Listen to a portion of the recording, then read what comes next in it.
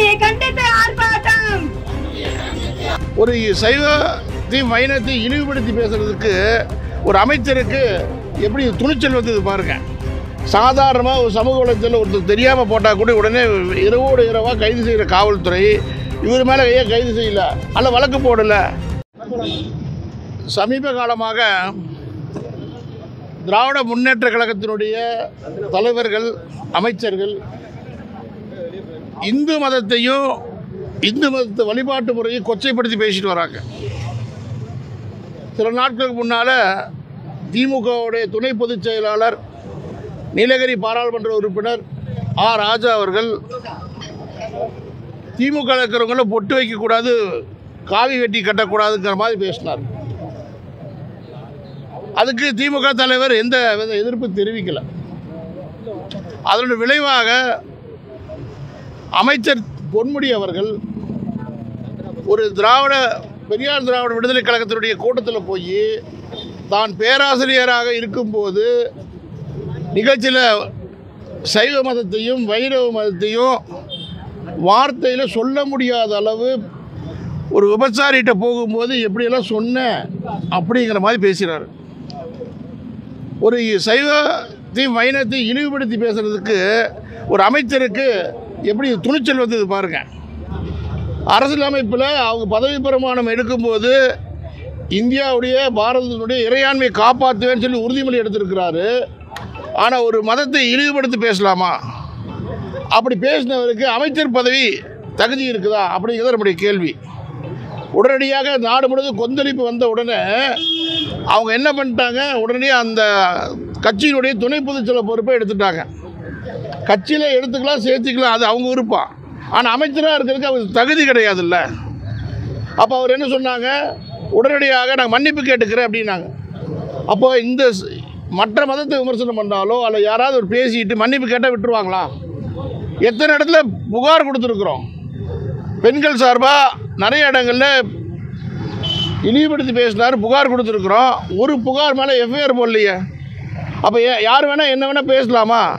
சாதாரணமாக ஒரு சமூக வலைத்தளத்தில் ஒருத்தர் தெரியாமல் போட்டால் கூட உடனே இரவோடு இரவாக கைது செய்கிற காவல்துறை இவர் மேலே ஏன் கைது செய்யலை, அல்ல வழக்கு போடலை. அதனால் இந்த பொன்முடி மீது சட்ட ரீதியான நடவடிக்கை எடுக்கணும், அவர் பொன்முடி அமைச்சர் பதவியிலிருந்து நீக்கணும் அப்படின்னு சொல்லி இன்றைய தினம் தமிழகம் முழுவதும் மாநகரங்களில் இந்து அன்னையர் முன்னணி சார்பில் இன்றைக்கி அறப்போராட்டம் நடக்குது. இந்த அறப்போராட்டத்தின் மூலமாக தமிழக அரசு உடனடியாக பொன்முடியை அவர்களை பதவி நீக்க செஞ்சார். அவர் மேலே வழக்கு பதிவு செய்து கைது செய்யணும். பெண்களை இழிவுபடுத்துகிறப்போ இந்த மாதர் சங்கங்களும் அரசியல் கட்சி வேடிக்கை பார்க்குறாங்க. எங்கேயோ நடந்து உத்தரப்பிரதேசம் நடக்கிற பிரச்சனை கொண்டாந்து இங்கே ஊர்வலம் போகிறாங்க, மெழுகுவர்த்தி எடுத்து போகிறாங்க. தமிழ்நாட்டில் இப்படி இளைய சமுதாயத்தை, பெண்கள் சமுதாயத்தை, இந்து மதத்தை இழிவுபடுத்துகிற அமைச்சருக்கு எதிராக யாரும் போராட்டம் நடத்த தயாராக இல்லை. அதனால் இன்றைக்கி இந்து அன்னையர் முன்னணி சார்பில் போராட்டம் நடக்குது. அதனால் இந்த போராட்டத்தின் வாயிலாக தமிழக அரசுக்கு சொல்கிறோம், அவர் உடனடியாக பதவி நீக்க செய்யணும், இல்லைன்னா இந்த போராட்டம் மறுபடியும் தொடர்ந்து கொண்டே இருக்கும் என்று சொல்கிறோம். இதுக்கு அரசாங்கம் எதையுமே கண்டுக்கலை. இந்த அமைச்சர்களுக்கெல்லாம் நடவடிக்கை எடுத்தால் தான் பயப்படுவாங்க. அரசாங்கம் நடவடிக்கை எடுக்கலைன்னா நாங்கள் கவர்னர் மூலமாக அவருக்கு மனு கொடுக்க போகிறோம், அவரை டிஸ்மிஸ் பண்ணணும். கவர்னருக்கு அந்த அதிகாரம் இருக்குது, இப்படி பேசுகிறதுக்கு அதிகாரம் இல்லை. அதாவது ஒரு அமைச்சராக இருக்கிறவர் பேசலாமா, அதாவது அவர் டிஸ்மிஸ் பண்ணணும்னு சொல்லி கவர்னர் புகார் கொடுக்க போகிறோம். நீதிமன்றத்தில் நாங்கள் வழக்கு தொடுக்க போகிறோம்.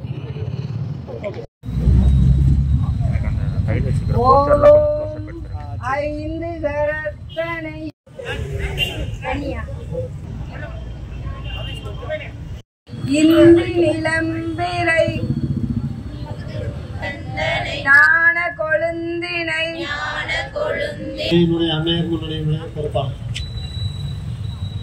அமைச்சர் பொன்முடியை கைது செய்ய கோரியும் இந்து அன்னையர் முன்னணி சார்பாக நடக்கின்ற இந்த அன்னையர் முன்னணி ஆர்ப்பாட்டம், போராட்டம் இது போராட்டம், பொன்முடியை கண்டித்து ஆர்ப்பாட்டம். சைவத்தையும் வைணத்தையும் அவதூறு பேசும், அவதூறு பேசும்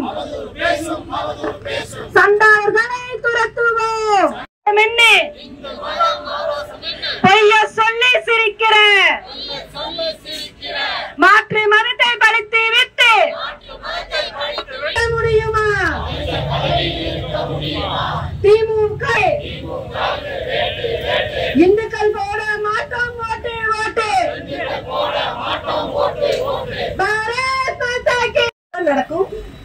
ட்ரெய்லர் தான், இனி வந்து மெயின் பிக்சர் நடக்கு.